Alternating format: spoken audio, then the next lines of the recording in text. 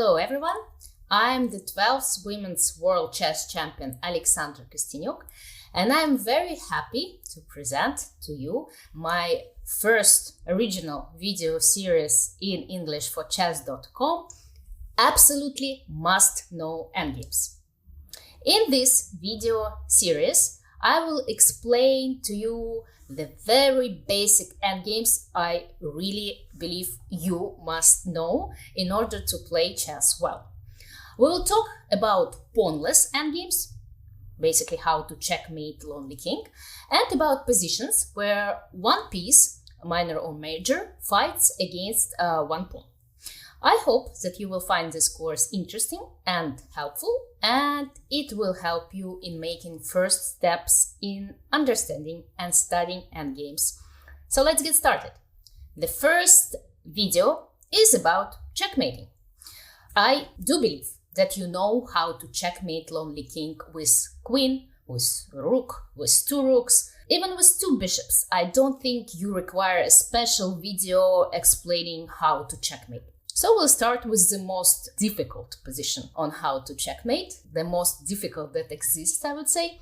In endgames, it's about checkmating with bishop and a knight. And before starting and diving into a theory on how to checkmate with a bishop and a knight, I should say that, first of all, in order to checkmate a lonely king in any endgames, you need to push it back to the edge of the board, or to the corner, even better. And second,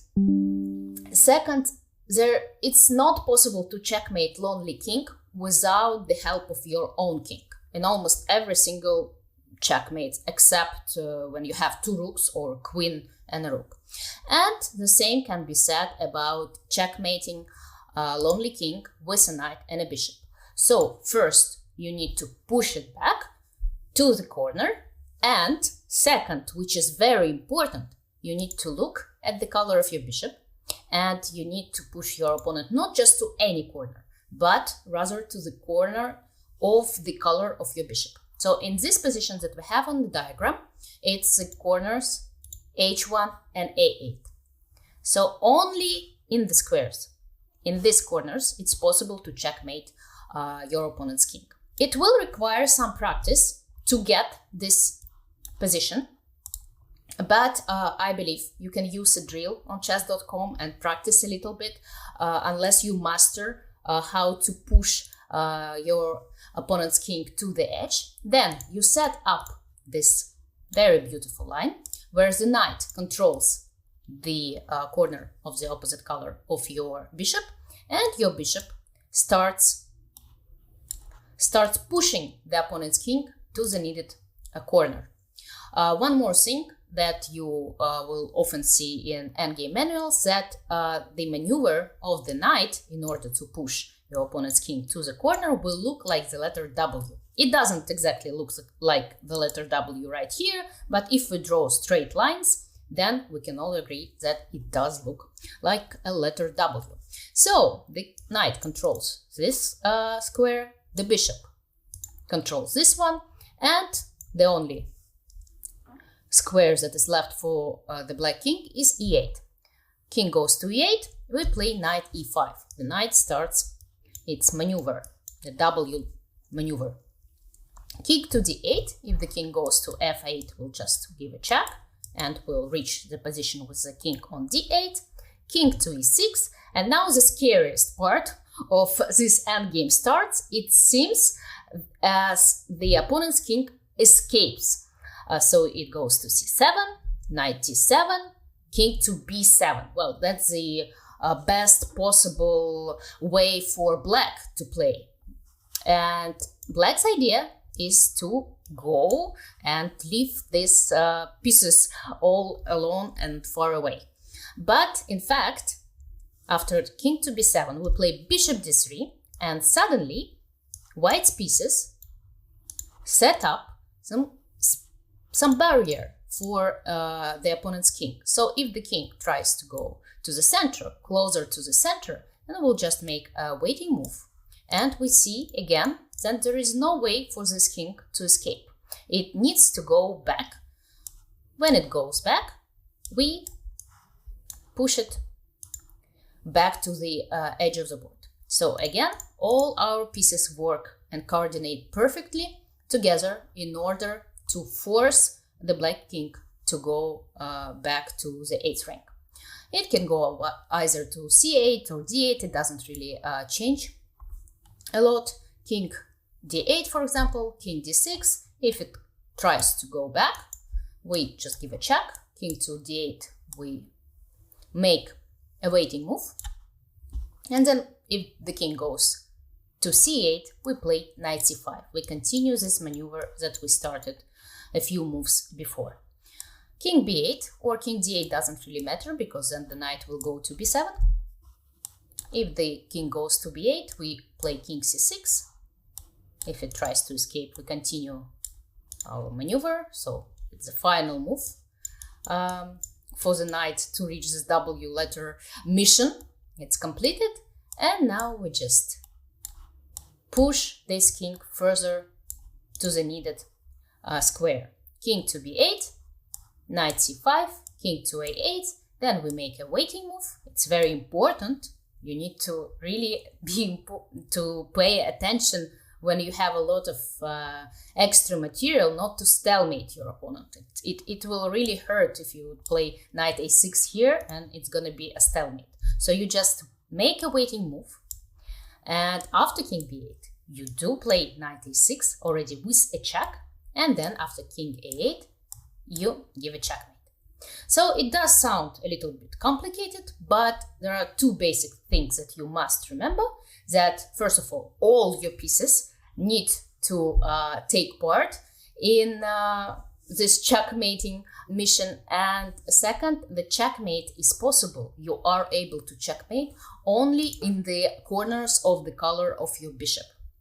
And in order to finish this first video series, I do believe that it's always good to demonstrate endgames with connection to practical games, because, well, of course, learning endgames is a very interesting thing and very useful one, but if you understand that it can actually happen in practice, it's even more important. So I did play, I think, about 6 or 7 times in my practice with bishop and knight against lonely king. I did try to checkmate. I succeeded in all of them. And here are 2 examples that I prepared. This example, actually, you can find even a video of me checkmating. It's from a blitz game against Elizabeth Pötz. We played in China, and as you can see, I have a bishop and a knight versus lonely king. And let's see how the game proceeded.